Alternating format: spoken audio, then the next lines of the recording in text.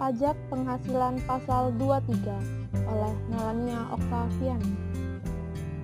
Ketentuan dalam Pasal 23 Undang-Undang Pajak Penghasilan mengatur pemotongan pajak atas penghasilan yang diterima atau diperoleh WP dalam negeri dan badan usaha tetap yang berasal dari modal, penyerahan jasa, atau penyelenggaraan kegiatan selain yang telah dipotong pajak sebagaimana dimaksud dalam Pasal 21 yang dibayarkan atau terutang oleh badan pemerintah atau subjek pajak dalam negeri, penyelenggara kegiatan, badan usaha tetap, atau perwakilan perusahaan luar negeri lainnya. Pemotong pajak penghasilan Pasal 23. Yang pertama, badan pemerintah. Yang kedua, subjek pajak badan dalam negeri. Yang ketiga, penyelenggara kegiatan. Yang keempat, BUT. Yang kelima, perwakilan perusahaan luar negeri lainnya. Yang keenam, orang pribadi sebagai WP dalam negeri yang telah mendapat penunjukan dari Dirjen Pajak untuk memotong pajak penghasilan Pasal 23 yang meliputi akuntan, arsitek, notaris, PPAT, kecuali PPAT tersebut adalah camat, pengacara, konsultan yang melakukan pekerjaan bebas. Orang pribadi yang menjalankan usaha yang menyelenggarakan pembukuan. Pada slide selanjutnya, kita akan membahas mengenai siapa saja yang dikenakan dari pemotongan pajak penghasilan Pasal 23. Yang dikenakan pemotongan pajak penghasilan 23 yaitu yang pertama, wajib pajak dalam negeri dan BUT yang menerima atau memperoleh penghasilan yang berasal dari modal, penyerahan jasa, atau penyelenggaraan kegiatan selain yang telah dipotong pajak sebagaimana dimaksud dalam Pasal 21. Selanjutnya, kita akan membahas mengenai tarif dan objek pemotongan. Tarif Pasal 23 yang dikenakan 15% dari jumlah bruto atas penghasilan yaitu terdiri dari yang pertama, dividen, bunga, termasuk premium, diskonto, dan imbalan sehubungan dengan jaminan pengembalian utang, royalti, hadiah, dan penghargaan selain yang telah dipotong dalam Pasal 21. Hadiah dan penghargaan yang dipotong pajak penghasilan Pasal 21 adalah hadiah dan penghargaan dalam bentuk apapun yang diterima WPOP berkenaan dengan suatu kegiatan yang diselenggarakan, misalnya seperti kegiatan olahraga, kesenian, dan lain-lain. Tarif selanjutnya yaitu 2% dari perkiraan penghasilan neto atas penghasilan berupa A. Sewa dan penghasilan lain sehubungan dengan penggunaan harta tidak termasuk sewa tanah atau bangunan. B. Imbalan sehubungan dengan jasa teknik, jasa manajemen, jasa konstruksi, jasa konsultan, dan jasa lain selain yang telah dipotong pajak sebagaimana dimaksud dalam Pasal 21. Yang ketiga yaitu dalam hal WP yang menerima atau memperoleh penghasilan SPT pada butir 1 dan 2 tidak memiliki NPWP, besarnya tarif pemotongan lebih tinggi 100% dibandingkan dengan tarif yang telah ditetapkan. Selanjutnya yang akan dibahas yaitu mengenai pengecualian objek pemotongan pajak penghasilan Pasal 23. Yang pertama yaitu penghasilan yang dibayar atau terutang kepada bank. Yang kedua, sewa yang dibayarkan atau terutang sehubungan dengan SGU dengan HOP. Yang ketiga yaitu dividen atau bagian laba yang diterima atau diperoleh PT sebagai WP dalam negeri, koperasi, BUMN atau BUMD dari penyertaan modal pada badan usaha yang didirikan dan bertempat kedudukan di Indonesia dengan syarat A. Dividen berasal dari cadangan laba yang ditahan.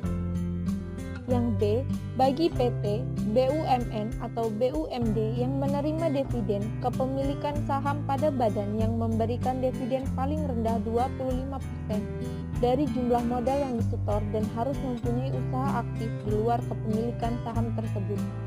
Yang keempat yaitu bagian laba yang diterima atau diperoleh anggota dari perseroan komanditer yang modalnya tidak terbagi atas saham, persekutuan, perkumpulan, firma, dan kongsi, termasuk pemegang unit penyertaan kontrak investasi kolektif.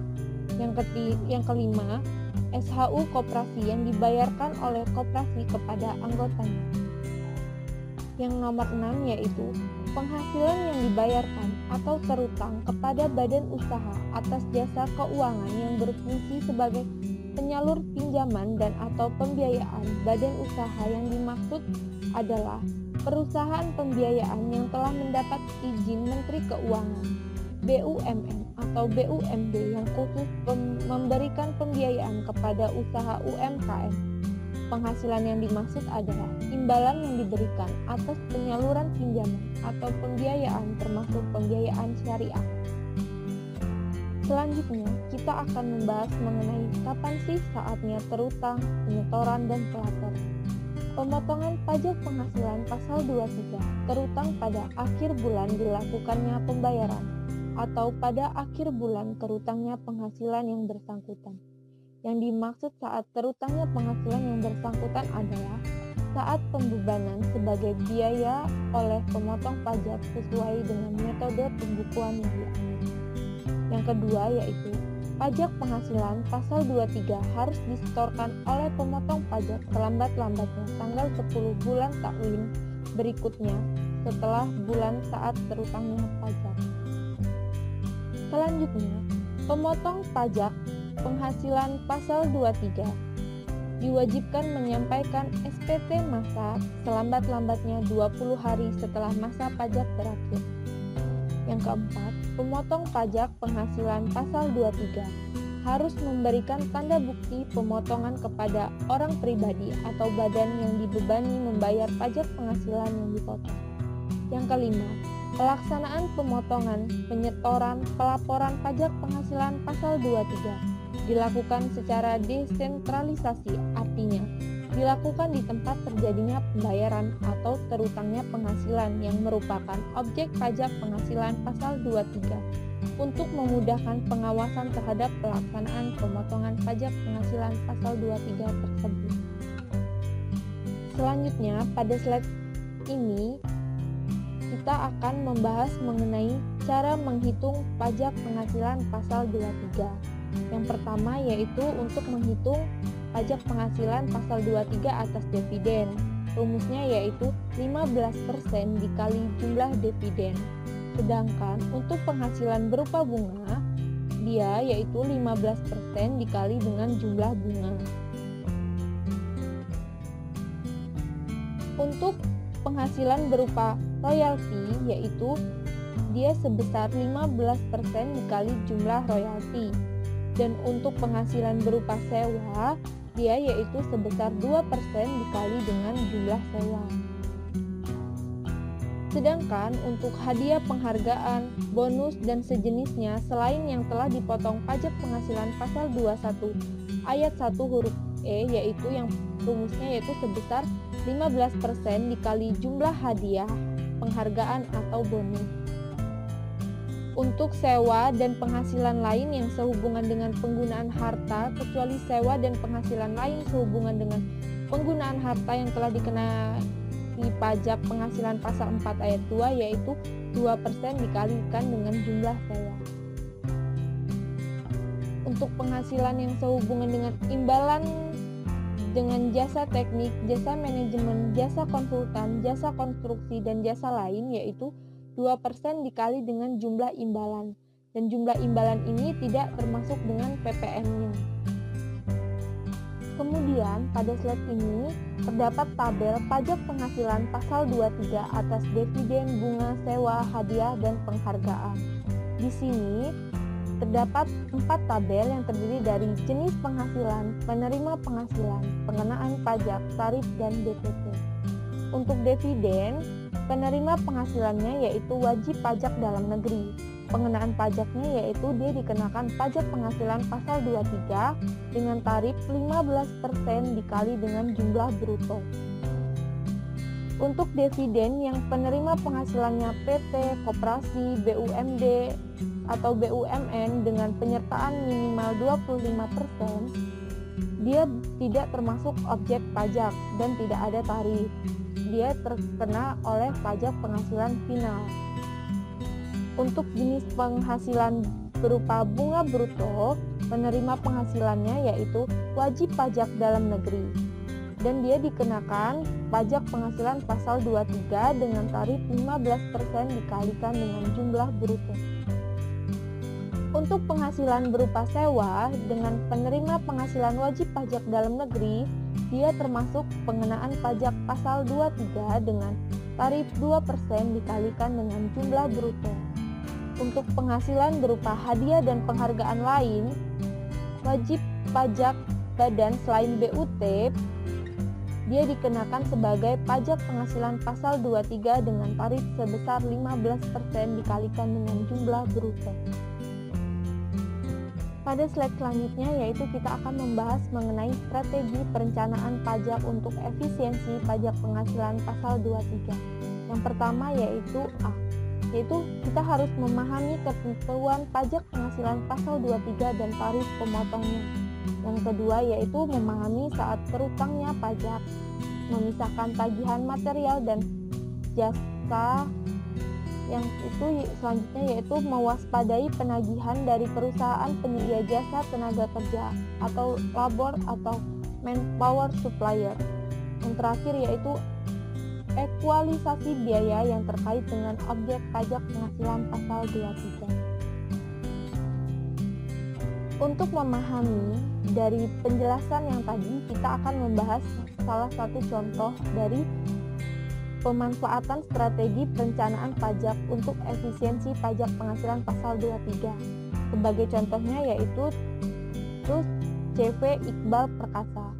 Sesuai dengan Undang-Undang Nomor 36 Tahun 2008 dalam pasal 17 ayat 1 huruf D dan pasal 17 ayat 2A menyederhanakan tarif pajak penghasilan wajib pajak badan dengan memperkenalkan tarif tunggal yaitu 25% untuk tahun pajak 2010 dan seterusnya. Dalam ketentuan yang terdapat dalam peraturan perpajakan tersebut, disebutkan bahwa pajak yang diperkirakan dalam 1 tahun pajak dilunasi oleh WP dalam tahun pajak berjalan melalui pemotongan dan pemungutan pajak serta pembayaran pajak oleh WP sendiri.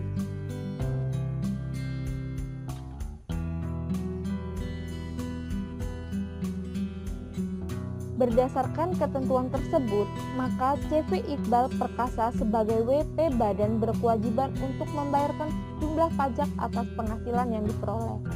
Pemotongan pajak tersebut berdasarkan laba bersih diperoleh dikalikan sesuai tarif yang berlaku yaitu sebesar 25%. Perhitungannya yaitu yang dikenakan atas penghasilan yang diperoleh CV Iqbal Perkasa yaitu sebesar Rp934.164.350.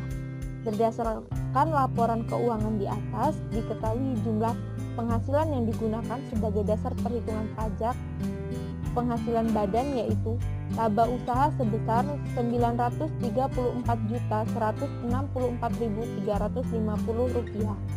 Beban pajak penghasilannya yaitu dikalikan dengan 25% sebesar Rp233.541.000. Laba bersih setelah pajaknya yaitu Rp700.623.350. Kemudian, alternatif apa sih yang bisa kita lakukan untuk CV Iqbal Perkasa? Yang pertama yaitu alternatifnya itu CV Iqbal Perkasa itu merupakan perusahaan yang berbentuk badan perseroan komaniter atau CV dan bergerak di bidang pemborong proyek konstruksi, di mana tujuannya yaitu mencari laba yang maksimal secara terus-menerus. Kemudian permasalahan yang muncul dalam perhitungan dan pembayaran beban pajak bagi perusahaan adalah beban pajak penghasilan tersebut cukup besar sehingga laba bersih setelah pajak yang diterima oleh CV Iqbal Perkasa menjadi berkurang. Kemudian untuk itu, CV Iqbal Perkasa diharapkan dapat melakukan perencanaan pajak. Nah, perencanaan pajak itu secara umum dapat dilakukan dengan dua cara. Yang pertama yaitu lawful atau memenuhi ketentuan perpajakan dan unlawful, yaitu melanggar peraturan perpajakan. Apa sih yang dimaksud dengan lawful? Lawful merupakan upaya perencanaan pajak dengan mematuhi ketentuan perpajakan dan menggunakan strategi di bidang perpajakan yang digunakan, seperti memanfaatkan pengecualian dan potongan yang diperkenankan maupun memanfaatkan hal-hal yang belum diatur dalam peraturan perpajakan yang berlaku. Sedangkan untuk unlawful itu merupakan usaha penghindaran pajak yang dilakukan dengan melanggar ketentuan perpajakan seperti memberikan data keuangan palsu. Kemudian menurut Pohan, perencanaan pajak pada perusahaan jasa konstruksi dapat dilakukan dengan menggunakan metode gross up atas pajak penghasilan pasal 23 dengan peraturan yaitu Surat Dirjen Pajak nomor S11-012-M.012-1985 dan peraturan Dirjen Pajak nomor Per 64-PJ-2009. Yang A yaitu untuk pemakaian jasa pelaksanaan konstruksi. Pemakaian jasa pelaksanaan konstruksi dapat dihitung melalui transaksi yang berhubungan dengan jasa tersebut, yaitu sebagai berikut.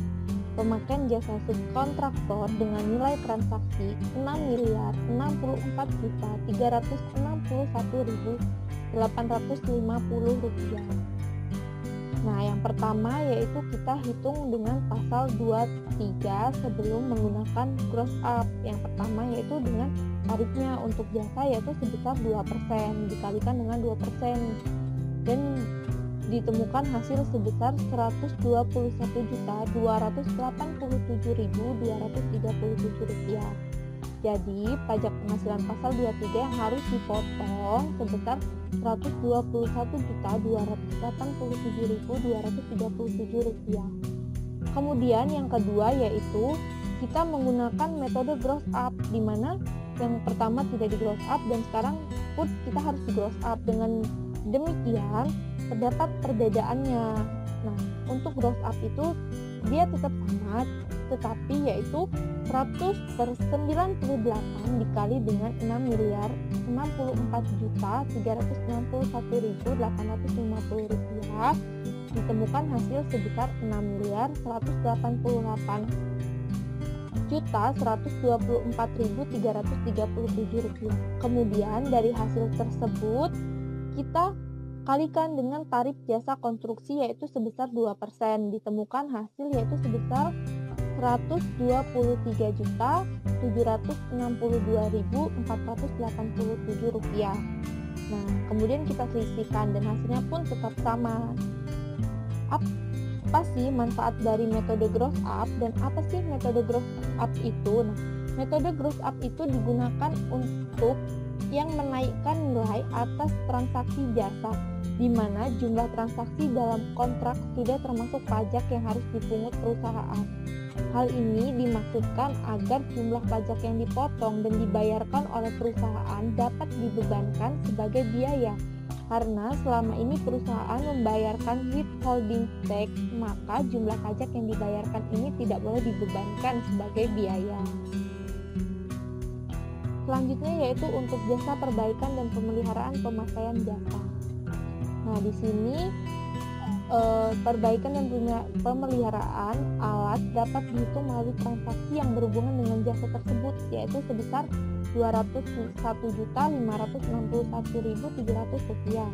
Yang pertama yaitu sama seperti yang tadi, kita hitung menggunakan sebelum kita gross up dan setelah kita gross up. Nah, dari keduanya terlihat perbedaannya. Apabila kita hitung dengan menggunakan gross up, dia jauh lebih tinggi, yaitu sebesar Rp4.113.504. Sedangkan sebelum di gross up, dia hanya sebesar Rp4.031.234. Selanjutnya untuk sewa alat kerja. Pemakaian jasa sewa alat kerja dapat dihitung melalui transaksi yang berhubungan dengan jasa tersebut, yaitu sebesar Rp101.280.400. Yaitu di sini terdapat perhitungan dari yang sebelum kita gross up dengan yang sudah kita gross up pun hasilnya sudah berbeda. Dari yang sebelum yaitu dia sebesar Rp2.025.608. Sedangkan apabila kita gross up untuk biaya ini kita akan terkena kenaikan yaitu sebesar Rp2.066.500 Rp14.947. Nah, setelah kita melakukan perencanaan pajak untuk CP Iqbal, bisa kita lihat apa saja sih dampak dari efisiensi pajak tersebut. Yang pertama yaitu setelah dilakukan perhitungan pajak sehubungan dengan perencanaan pajak di atas, nah bisa kita lihat dari laba usaha sebelum perencanaan yaitu sebesar Rp903.164.350. Untuk laba usahanya yaitu sebesar Rp804.221.412.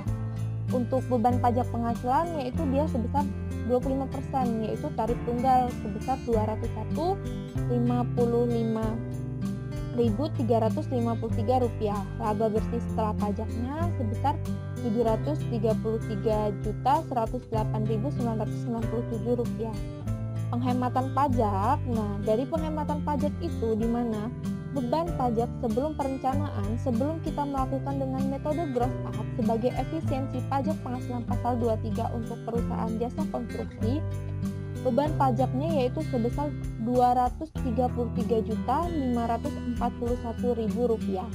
Sedangkan setelah kita melakukan efisiensi perencanaan pajak, beban pajak setelah perencanaan itu menjadi berkurang yaitu sebesar Rp201.055.353, di mana kita terdapat penghematan pajak sebesar Rp32.485.647. Nah, dari perencanaan tersebut otomatis kita pun mengalami peningkatan laba, di mana laba usaha itu yaitu sebelum perencanaan itu sebesar Rp700.623.350. Nah, setelah kita lakukan perencanaan, laba kita pun meningkat menjadi sebesar Rp733.108.997, di mana terdapat jumlah peningkatan laba sebesar Rp32.485.647. Nah, berdasarkan perhitungan di atas, kita bisa melihat bahwa kita itu terdapat penghematan pajak serta peningkatan laba yang sangat pesat. Demikian video pembelajaran dari saya mengenai perencanaan pajak penghasilan pasal 23. Saya ucapkan terima kasih.